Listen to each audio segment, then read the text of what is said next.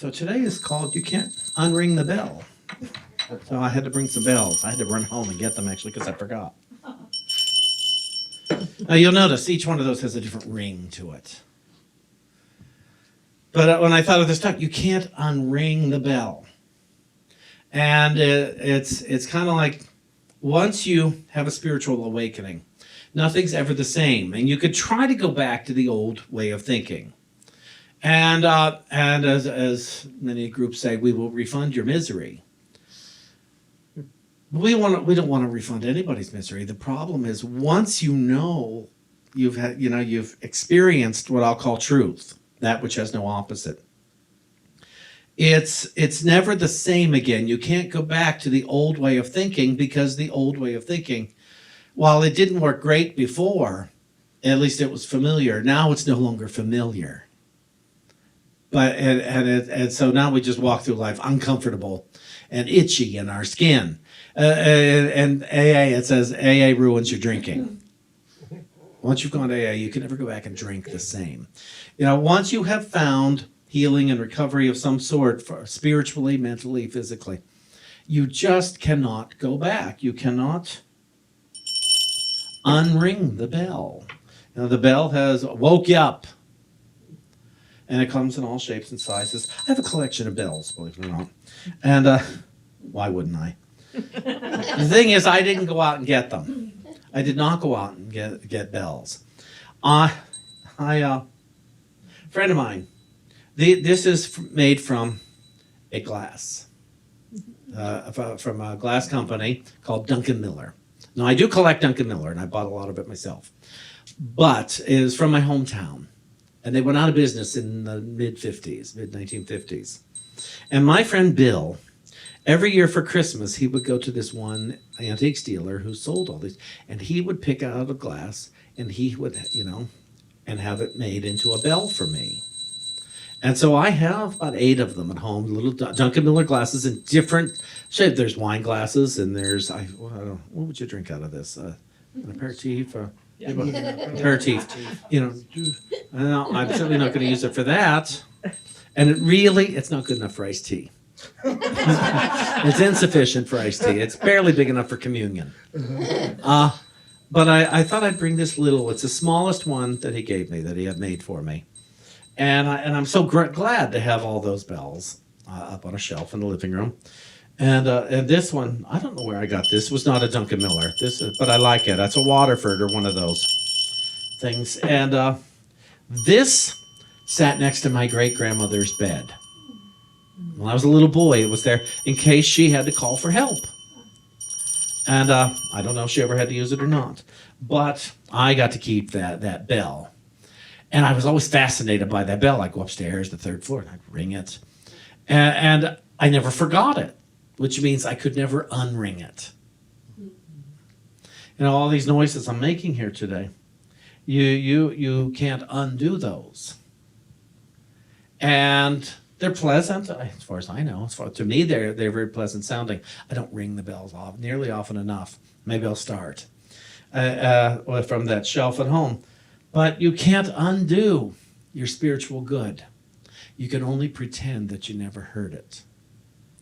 And I don't think we're kidding anybody that I'm in the 12-step fellowship healing program. And I over the years, but I remember once meeting someone where I work. I used to do light nightclub acts at Don't Tell Mama, and preached on the side. Then it became the other way around. And one day I walked into work, and there was this person sitting there, and for some reason we were really drawn to each other.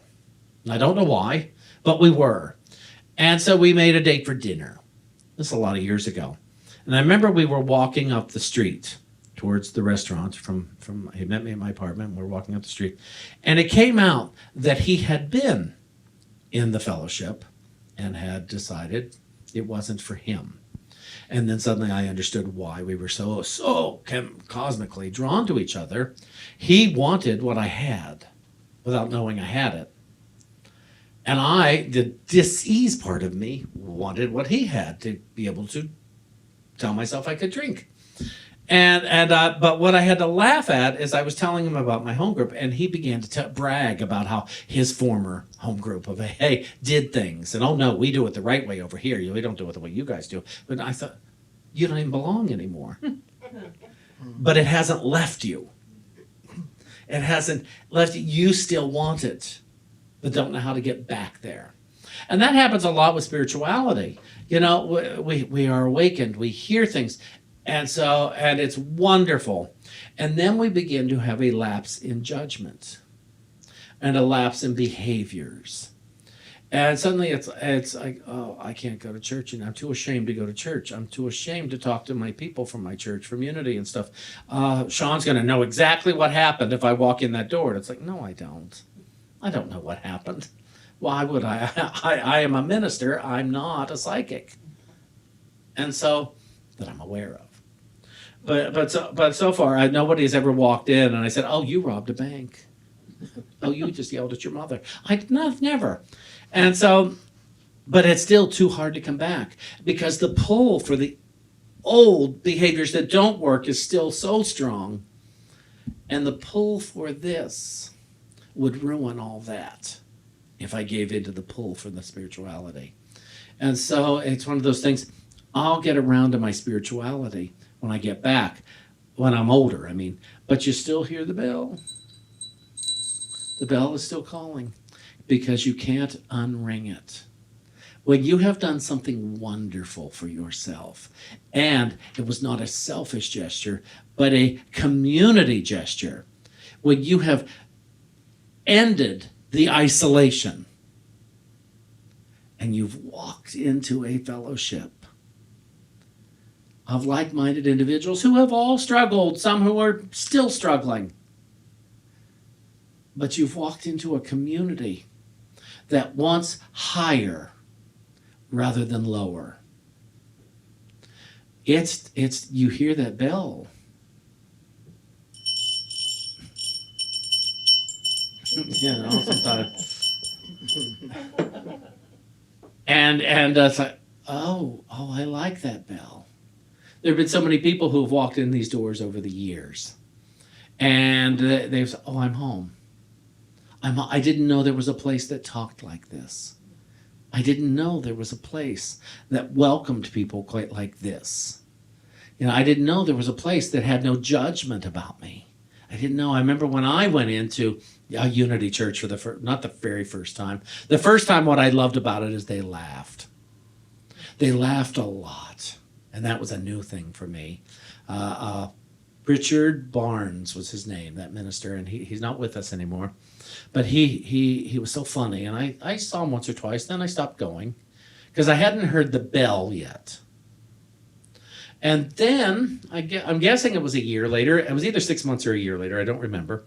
But it was a Sunday after Christmas, before New Year's, after Christmas, and I woke up 10:15 on a Sunday morning, and I heard, you need something today. Shawn, what is it? And then I heard, go to Unity. Go up to Lincoln Center. I lived at 44th Street and 9th Avenue in the city. So I was able to, I believe it or not, shower very fast and get up 9th Avenue to there they had an 11 o'clock service. And I walked in, and there was a minister I'd never seen before. And he was also funny. And he talked about Leviticus and all those abominations to God and man. And what came out that day is I wasn't one of them. I had suspected this might be true, but it was nice to get it affirmed from the pulpit that I'm not an abomination to God and man for any reason. Those things in the Bible that call people an abomination, that's about their religion. They're not saying that about people who are from other cultures and religions. They're saying that about themselves. And so when you read Leviticus, remember, they're not talking about you. They're talking about their culture that they had back then. That's not for every living being that's ever going to be. Because if there were only one way into a heaven consciousness, we're not talking about heaven in the sky later on, we're talking about a heaven consciousness right now. And so what went on, the bell that went off for me that day was that I was good. And I could never not be good in God. And it had nothing to do with my past. It had nothing to do with my sexuality. It had nothing to do with what I ate. It had nothing to do with how I felt. It had to do with what I am. I am good because I am of God. And so within whatever God is, I am good. And that the person sitting here was also good. And the person sitting here was good. And the person in front of me was also good. It even meant the people I didn't like were good. And that took a burden off of me, quite frankly. It no longer mattered whether I liked them or not. It wasn't relevant to the truth of everything. And so I didn't have to maintain my dislike anymore to prove a point. Because I was never going to prove a point by maintaining a resentment. And I became open and willing to begin to experience real forgiveness. And I'm still working on that. All these years later, that new people pop up where I think my opinion, my offendedness is valid. And it is not. It just tells me where I am with my thinking, that I am trying to silence the bell. But that big bell that day, 1996, last Sunday in December, 1996, when I got it, I am good. I am not an abomination. I am not a sinner. I am not part of a religion that tells me I am less than God's beloved child.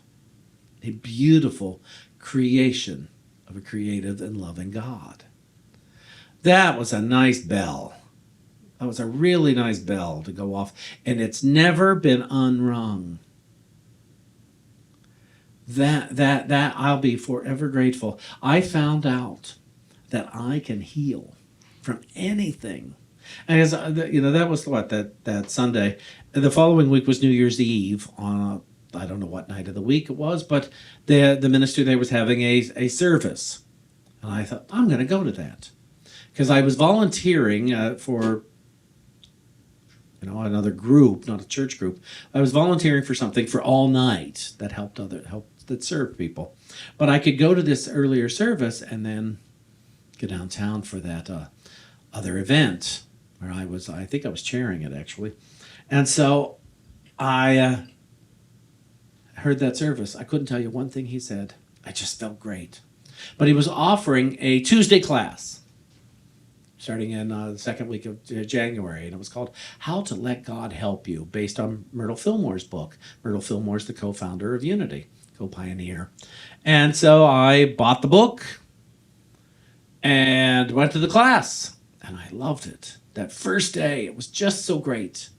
And he said, you could take this class for credit. It's $15 to get 10 credits towards becoming a licensed U-nity teacher. Now, I did not know what a licensed U-nity teacher was. I'd never heard of such a thing.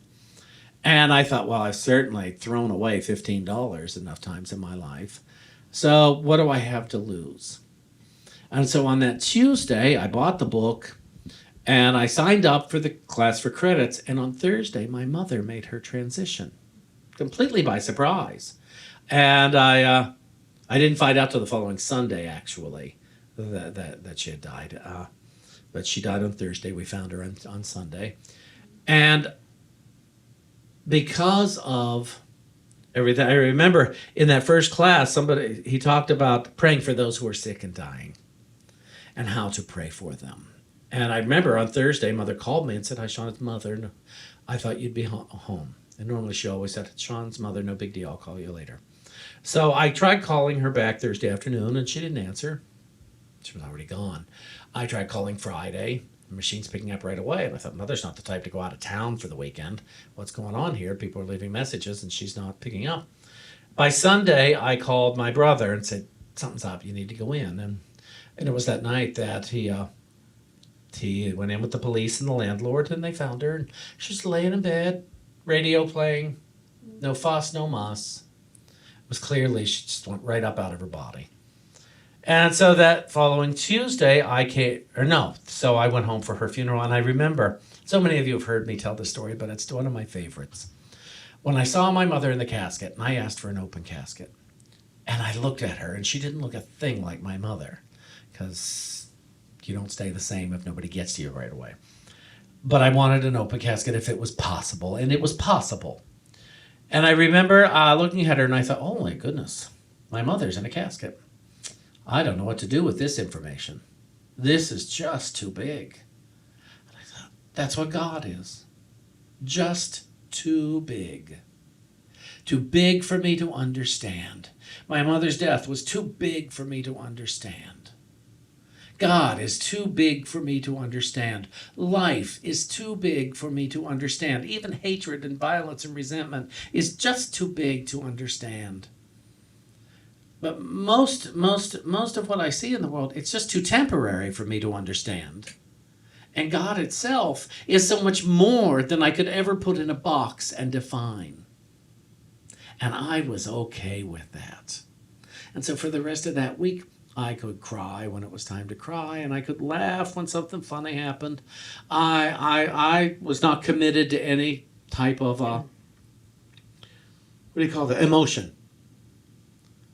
I was open and I was receptive. And so my mother's death was the biggest experience to date that I've ever had. I lost my memory for about 6 months. I mean, I could remember some stuff, but I could walk away from you having had a conversation that I had no idea what had happened, what we had talked about, and I didn't care. The details of life no longer mattered for a long, long time. And I continued to take classes. And for the longest time, I didn't look to see how many classes I needed to graduate, because I was going to become a U-nity practitioner or a spiritual practitioner. I wanted to know how to practice God. I didn't want to, I'll teach it if I get around, if I ever get all those credits. My history is not one that finished schools. My history is one that left because I needed to get my hands on life. But in this case, I wanted to read all the books, and then I wanted to put them into practice. Before I ever taught them, I wanted to practice them. And then I started adding up. The credits started adding up to a lot. And then I went to Unity Village for the first time, and that was a remarkable week. And I took 4 classes in 1 week, and that's 8 hours a day of studying. It's a lot. But I was thrilled. I had friends who went with me, and I made new friends, and I began to get involved in the Unity movement, and I began to think maybe I could be a Unity minister. And a few years later, I was. I always like to say, and anybody who ever saw my act saw, I didn't leave high school voted most likely to be a minister. And our old music director always said, Shawn, you may have been voted most likely to need one. He was not wrong. And so, through all this, the bell stayed rung in my mind, and I was glad to keep it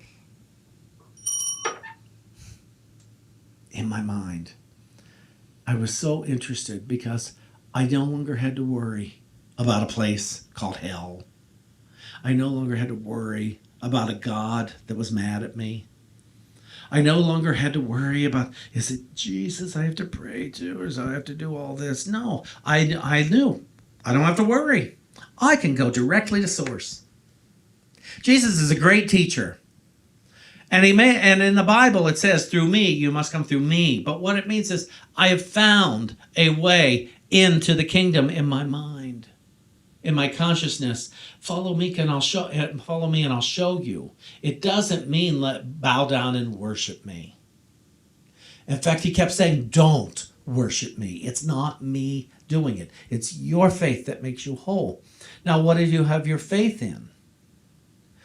And I kept learning more and more. Oh, it's my faith. It's my faith. It's not Jesus' faith that gets me there. It's my faith that gets me here. And it's always been my faith that gets me here. It's always, whether here is miserable or happy, it's my faith. It's faith. It's either my faith in life and love, or it's my faith in my fear. I can go either way, but I am choosing.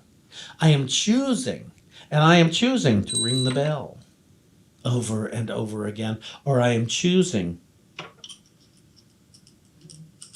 to mute the bell. I am choosing. And that's because I am so loved. I have the power to choose.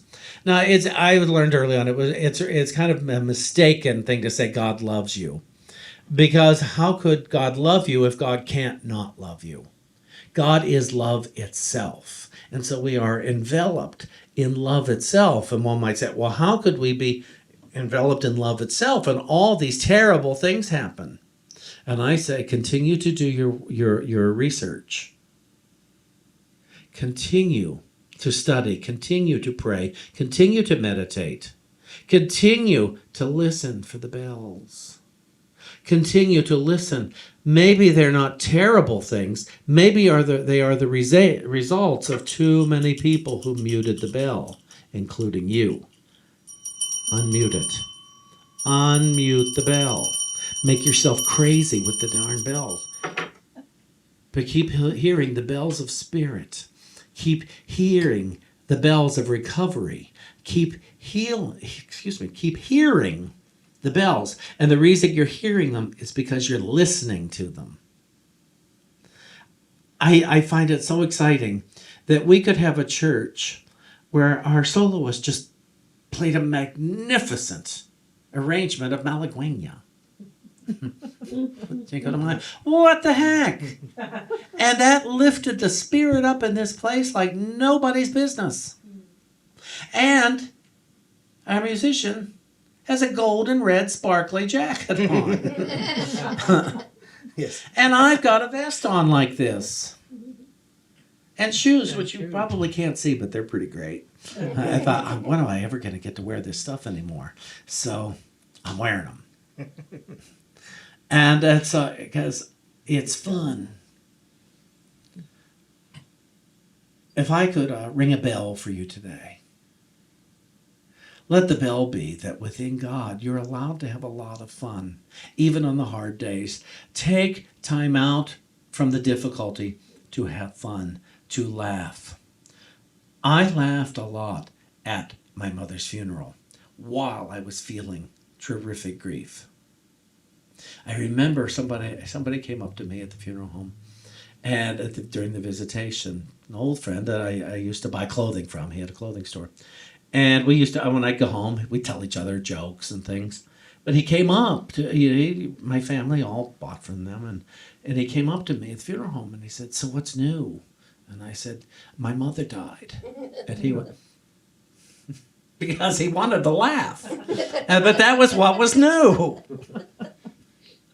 And I remember I came back from, Pennsylvania and everything, and I was working out the gym, and I did that then. And I had a trainer, and he liked my watch. He said, "That's a great watch." I said, "Oh, thank you. My mother gave that to me for Christmas one year." He said, "Oh, yeah, how is your mother?" And I said, "Well, she's still dead." And those are funny things to me. That's just funny because people have such discomfort. They have such taboos around all that stuff. But what if we can laugh about all of it? What if so much of life is hysterical because it's just too big to understand? Let the bell ring for you so that you can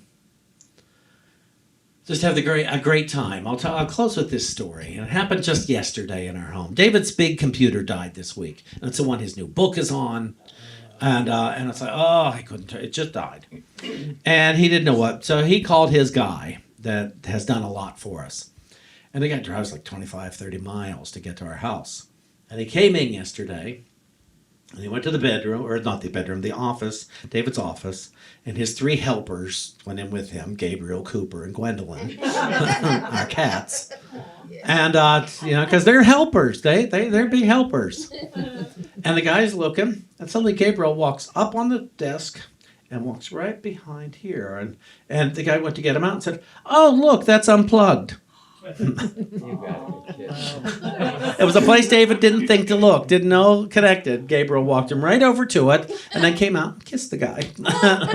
And that's, Saint Gabriel is a helper. And that's all it took was the one thing got unplugged. Probably Gabriel unplugged it at some point. But and the guy wouldn't charge David.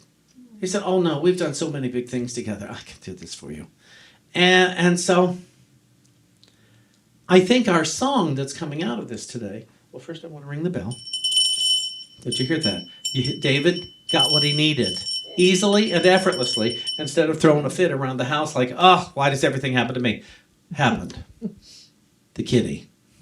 The kitty. So David is going to close us out today. David Mayalko.